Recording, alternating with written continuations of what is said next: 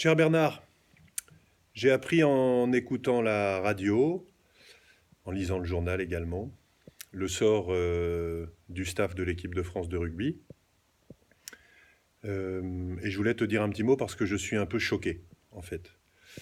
Euh, bon, le moins qu'on puisse dire, c'est que les faits ne plaidaient pas en faveur de leur maintien. Les résultats ne sont pas au rendez-vous, et la manière non plus.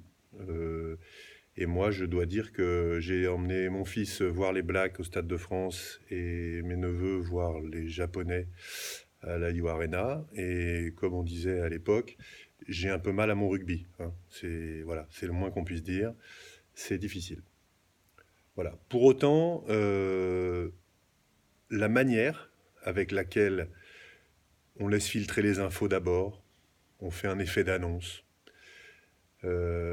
on donne toutes les infos en douce, puis finalement on officialise, et puis finalement on apprend que les mecs sont attaqués pour faute grave, sans doute pour éviter de payer des indemnités de licenciement. Tout ça, en fait, j'ai qu'un seul mot hein, qui me vient à l'esprit. C'est dégueulasse. C'est dégueulasse.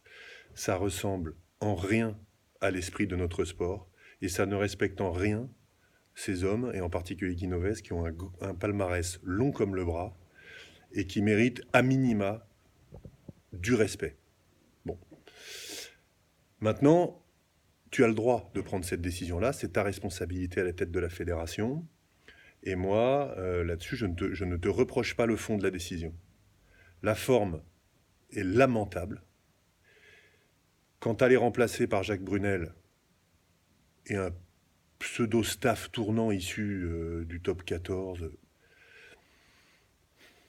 le coup du staff tournant, c'est complètement aberrant. C'est incroyable de ne pas avoir de staff annoncé dans cette conférence de presse.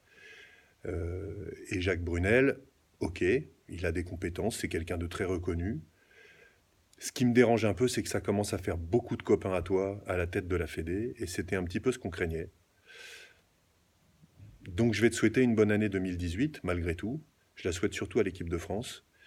Et c'est vrai que quand je vois les meilleurs moments de Irlande-Afrique du Sud, qui se terminent par 38-3 pour les Irlandais, où les Sudaf ne voient pas le jour, et que nous, on n'existe pas contre les Sudaf, je me dis que la responsabilité de Guinoves, elle est malgré tout limitée quand je me rappelle des raclées qu'on foutait aux Irlandais dans les années 90, et que toute la génération de dirigeants dont tu fais partie en tant qu'ancien sélectionneur, elle a aussi une grosse responsabilité.